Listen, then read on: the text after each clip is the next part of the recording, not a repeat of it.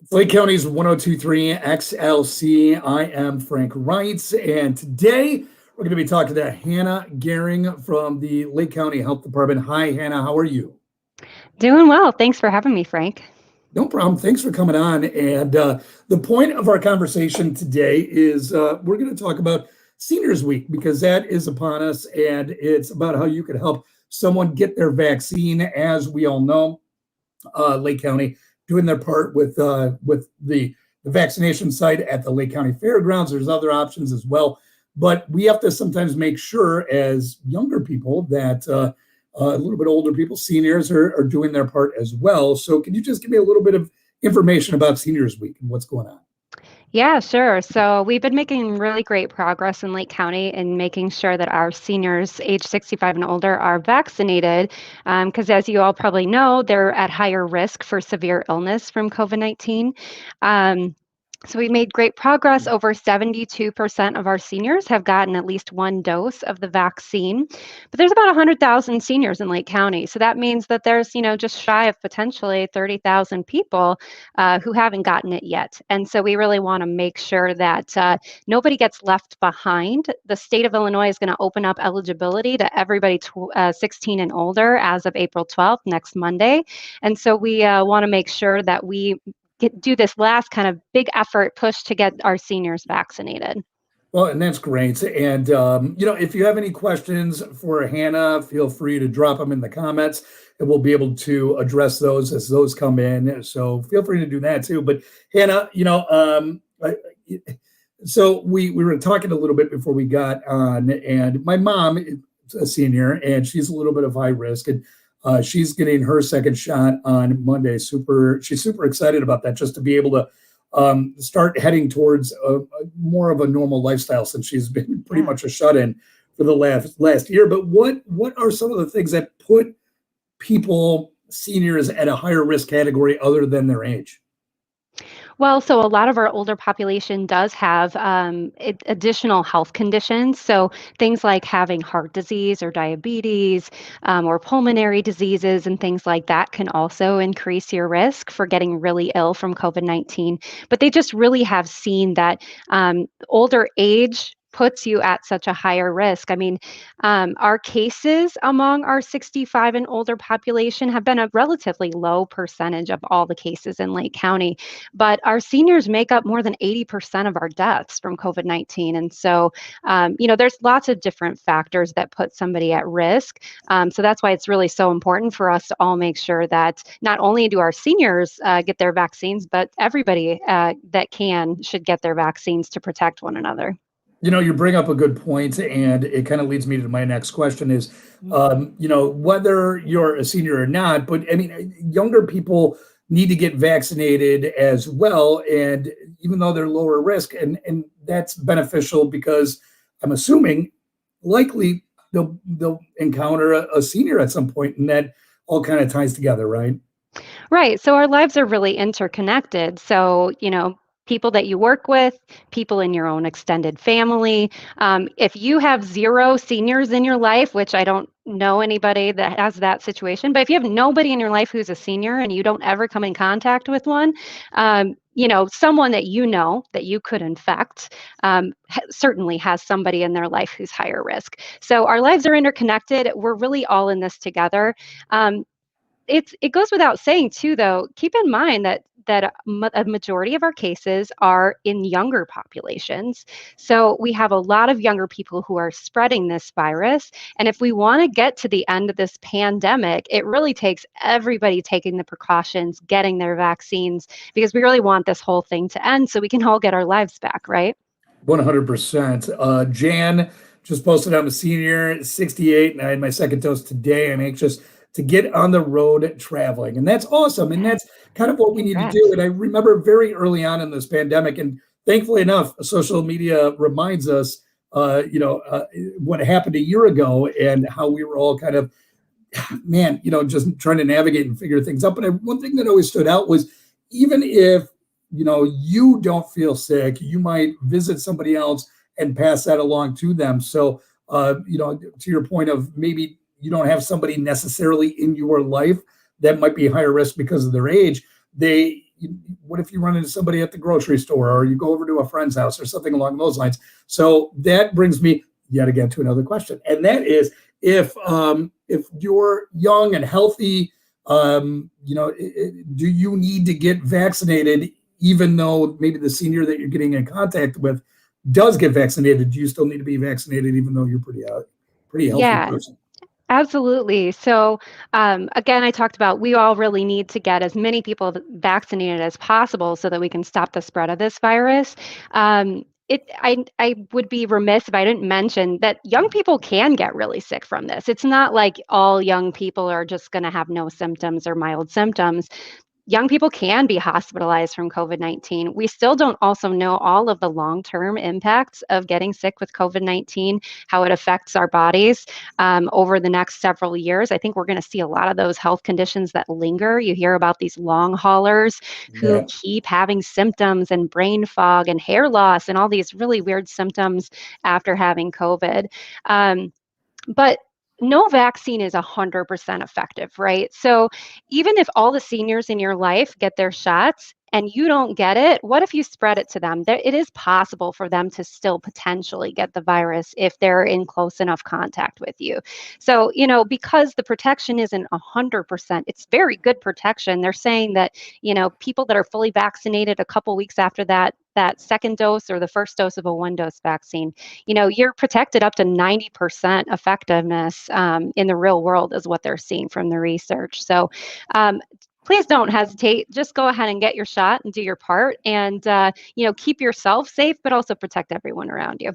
Yeah, 100%. And speaking of 100%, and correct me if I'm wrong here, Hannah, I've also seen and read that, you mentioned the 90% effectiveness from preventing COVID, but I've, I've read that all of these vaccines are protecting you 100% from, hospital stays and the severity of this, and potentially causing death. Am I making that up? No, you're not making that up. All three of the authorized vaccines, so you've got the Pfizer, Moderna, and Johnson & Johnson, are 100% effective in the clinical trials at preventing hospitalizations and deaths. So, I mean, it's extremely effective. It's amazing that we have three vaccines on the market this quick. It goes to show when you put funding towards public health research and vaccine research, and you pull out all the stops and put enough effort into it, you see all these vaccines available to us. It's really an amazing time and an amazing opportunity for us to kick this pandemic Yeah, and get rid of it. no kidding. I'm done. I'm done with it, Are for we sure. all? Yeah, I'm ready to Oh, go back to my normal life. yeah, I mean, just let's head in that direction. At the very least, that would make me happy.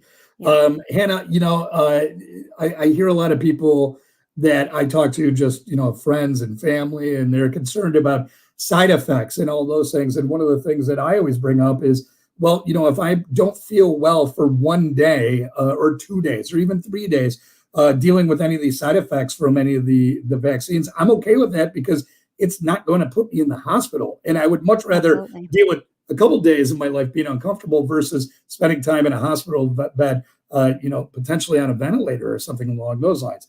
My cousin ended up in the hospital and was very sick because of COVID. And, that really kind of struck a chord with me and really made it, come close to home. He's a year younger than I am. Wow. And, thankfully enough, he recovered and everything's good. But hey, bring on those shots and bring on the side effects for that day. I'm okay with that. And Yeah. speaking of that, after you get your shot, what are you able to do? And let's say fully vaccinated. So whether the one shot with Johnson and Johnson or the two shots with Moderna or Pfizer, what are you able to do after that second shot? Yeah, so the CDC's put out some great guidance and really encouraging guidance based on the research on that fully vaccinated people are much less likely to get and spread COVID-19. So once you are fully vaccinated, like you said, it's you get your second dose of a two-dose vaccine series or your first dose of Johnson & Johnson, and then you wait a couple weeks, and that's when you're considered fully protected. Then you can go and you can hang out with other vaccinated people of any age, without masks and social distancing. You can also go to homes where you've got, people who are unvaccinated, where everyone is lower risk without masks and social distancing. Um, they just put out guidance this past week about domestic travel. So, when the recommendations have been for so long that after you travel, you really need to be, quarantining yourself at home for a couple weeks. You need to get tested and things like that. So the CDC just announced this past week that you can do domestic travel if you're fully vaccinated. You don't have to quarantine after you return. You don't have to get COVID-19 tests when you return. Obviously, if you travel somewhere or come back and your workplace requires it, then go ahead and do those things. But so traveling domestically, I know all of us are feeling that itch, like we've been penned up in our homes for so long. So it is really exciting. That we can start to see our lives kind of return to normal. Now, keep in mind, we don't want to go out in public without our masks or social distancing. You don't want to attend like big crowded gatherings even after you've been vaccinated. Those things, we're still not at the place where we want to be doing those things. But Sure. Maybe having a bonfire with your neighbors would be a safe bet, right? yeah, Something like absolutely. that. Sure. Manisha said, "I'm trying to get my second dose scheduled for a senior, but not able to get any time slot. Do Yeah. you have any recommendations that Manisha Yeah. might be able to go through to get that second shot?" Yeah, absolutely. So if the senior was vaccinated through Lake County, either at the fairgrounds or at our Water Street location in Waukegan, and you're having trouble booking that second appointment, then you can certainly call our hotline. We can share that number with you, but you can email allvax@lakecountyil.gov, or you can call 847-377-8130. That's our hotline. We're certainly able to help, and we want to make sure that you're able to get in for that appointment. The AllVax system is a little different than some places where you get your vaccine. So you won't be able to schedule that second dose right after you've gotten the first dose. Um, Thank you for putting up the phone number there. That's the number you can call if you need some support from our team, and we're happy to help. But the AllVax system will send you an email about 5 to 7 days before that second dose is due, and that is when you'll be able to go in and select that appointment time. Perfect. Well, thank you for that. And, Yep. there's a lot of people hesitant about getting these vaccines.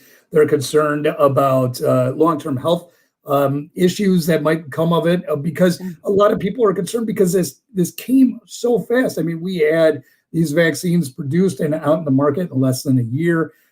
So there's concern about the effectiveness, the Yeah. long-term effects. Everything from 5G and the government tracking me and all that type of stuff. So, how do you talk to family members that might be concerned or hesitant about getting vaccines, whether it's because of some type of concern about the government or whatnot, or just those health benefits? Yeah, so I think one thing to keep in mind, while these things did come to the market super fast, the clinical trials weren't cut short. So they did the full clinical trials for all three of these vaccines that are authorized. That process wasn't sped up at all. It's really the like securing funding and doing research and finding out about the virus, and then all of the steps that have usually happen like sequentially when they develop a vaccine. A lot of those were happening on top of each other. So, like, these vaccine companies were actually manufacturing the vaccine before it was authorized so that it could speed up the timeline. They weren't, of course, distributing any of them, but they were ready to go so that if it got authorized, they could start shipping right away. And so that's what we've seen happen. Now, Sure. concerned, it totally makes sense. People are concerned about any new medicine or vaccine that comes on the market. What we have seen is that there's just very minimal side effects. People usually have a sore arm or a little achy for a day, maybe a little bit of fever or chills. But as you pointed out earlier, Frank, really feeling crummy for a day or two compared to the risks of getting COVID-19 and having long-term impacts of COVID-19, we're seeing that pretty prevalent in our population, that there's lingering effects of this virus and a lot of people's lives have been lost, whereas we're not seeing major concerns about the safety of the vaccines.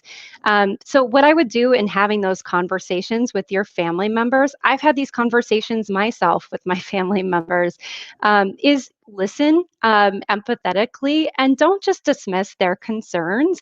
It's totally normal to have questions or concerns, like I said, about a new product that came on the market. Um, Listen empathetically and then point them to reputable information. Because let me tell you, there's a ton of terrible information out there on social media. Like, there's all these myths about the vaccines that we keep hearing from people that are just completely untrue and they just keep spreading like wildfire. Yeah, that is one downfall, I suppose, of social media in this day and age. Not only with dealing with the pandemic, but just across the board with a lot of things. But Yeah. that's another thing too. That I assume that these things were not rushed or pushed through, but the priority level is obviously a whole lot higher Oh, yeah. dealing with these vaccines versus maybe others because it's a global pandemic. I mean, it's something that needs to be stopped and slowed down and they're not going to sit on their hands for 3 or 4 years and wait to see if herd immunity or anything else, just grace of God stops this thing from happening. So why not speed up the process as much as that Yeah. they can and safely, of course. Yeah, I mean, really, this was a worldwide effort to get these vaccines ready and going because this thing has turned our lives upside down. This pandemic is affecting everyone globally. And so it really, again, goes to show that if you have the funding and the efforts and everybody's working towards this common goal, you had different countries kind of sharing best practices and resources to like, hey, let's work together to make this happen. So it just really goes to show what an amazing feat of science that when we come together on this cause, that we can really do amazing things in a short period of time. Yeah, absolutely. We're talking to Hannah Gearing from the Lake County Health Department. Feel free if you have any questions to put them in the comments, and we'll try to get those answered as quickly as we can. And Hannah, what are some myths about the vaccines? I know we talked a little bit about some of the things, like I'm not going to be a cell phone tower. I don't have a chip implanted or 5G in my arm or anything like that. But what are some of the other myths that there might be out there? Right. So one, the government is not trying to track you or, 5G, This is all doing of the best that. job of that anyway. As an official government representative, I can tell you we don't want to track you. No, so a lot of the myths that I think we hear most commonly, there was a rumor that was spread around social media early on that the COVID vaccines were going to alter your DNA, and the vaccines really don't change or interact with your DNA in any way. So that is not a concern. It's not going to change your DNA. The vaccine just gives your body some instructions, and then it self-destructs those instructions once it starts producing antibodies that protect you. So it doesn't enter the cell of your nucleus and like alter the DNA in your body. It doesn't do that. Another concern that we've seen a lot is people think that it's going to affect your fertility, and that's also not true. There were a lot of people who participated in the clinical trials who got, women who got pregnant during the clinical trials, people who have successfully had babies after, getting vaccinated and things like that.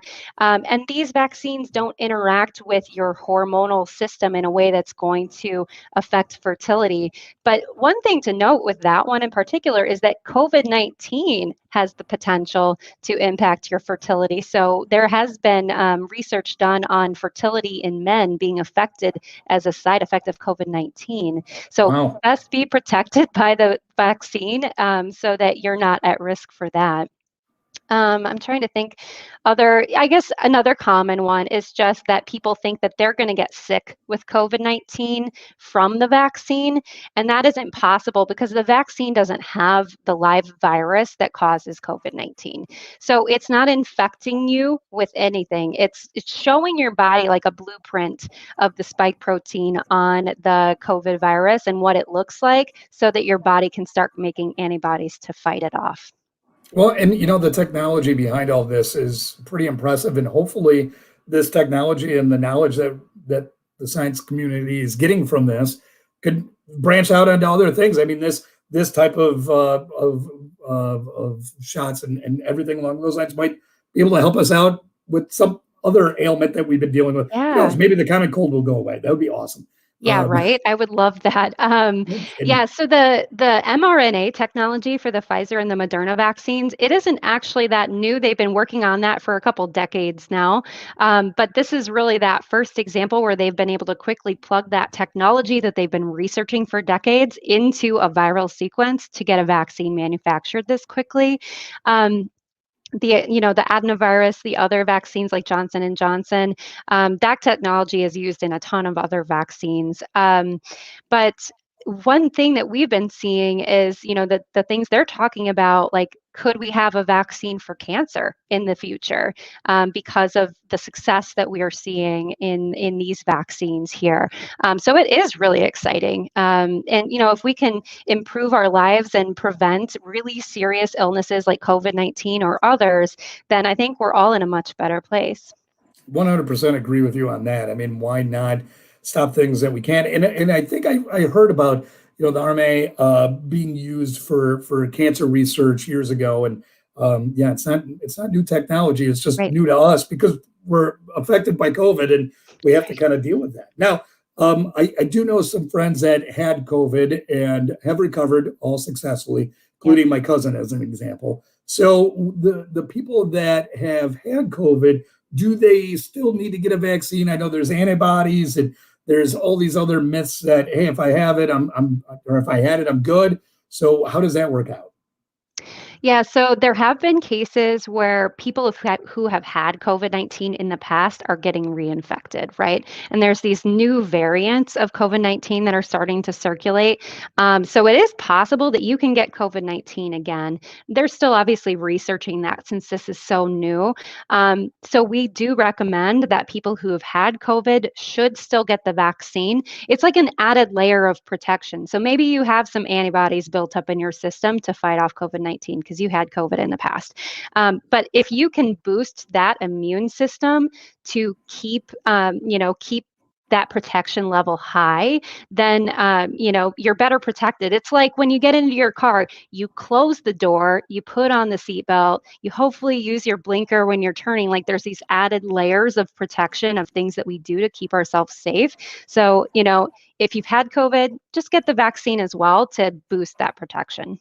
Yeah, and why not? If it's something that's going to benefit you and your family members, your friends, Yeah. get the world kind of back turning again. And I saw that Dr. Fauci mentioned this week that we might be able to go see movies without having to wear masks by the end of the year, even. Yeah. So that's just it's almost surreal that we get to do these things, and it's for me personally, it's almost like I'm hesitant because I'm so used to the way it's been for the last year that the thought of being able to go and see a movie or go to a concert or a sporting event and not have to be concerned is almost foreign to me. But I can't Right. wait to be able to enjoy those things again and get lifestyle back together. And yeah, this is the way I feel about it, Hannah. If you don't want to get vaccinated, that's on you. But I'm for it, and I think it's a beneficial thing for our society. And I thank you for coming in and spending some time with us, dispelling some of these myths, educating our listeners and our viewers to know that this is a safe thing, and Lake County is here to help us and try to get as many people vaccinated and on the road to recovery as possible. And Hannah, if you could give us that information again. I know we've got some stuff scrolling too, but hey, how can the Lake County Health Department help people find vaccination sites and get more information? Yeah, so we would like for everyone to get registered on the AllVax platform if you haven't gotten your vaccine yet, allvax.lakecohealth.org. You can also visit our website at lakecountyil.gov/vaccine, which talks about the different vaccination options, because the health department is not the only option to get your vaccine. So check out those options, register in the AllVax platform. Give us a call if you're having any trouble, 847-377-8130. And again, Seniors Week is this week. You have a senior in your life, or you have someone in your family that you could reach out and talk to. I'm going to go walk down the street. There's a fish fry Friday night at my local country club. I'm going to go talk to some seniors and say, hey, does anybody need help? And have you gotten your vaccine yet? You can offer people a ride need. You can help them schedule if they're having trouble with the computer. You can refer them to information. And like we talked about earlier, having those conversations with your family members and your friends about, their concerns about getting vaccinated. We can all do our part and put an end to the pandemic. Yeah, and I think no matter which side of the fence you're on, we all agree on that, right? We're all kind of done with this, and Yes, let's move on with the world. Hannah, thank you absolutely. so very much for coming on with us again. And the Lake County Health Department is there to help. Reach out. We'll put the phone number and the website in the comments as well, so you can refer back to this page to be able to find that information if you need it. Hannah, enjoy the rest of your week. Thank you again. I would say enjoy the weather, but it looks like it might rain here soon. So, Yeah, I'm hearing please, that storms are starting to roll in here. it's not So, snow. It's not snow, so I'm happy with that. right. Hannah, thank you very much. I'm Frank Wright with 1023 XLC.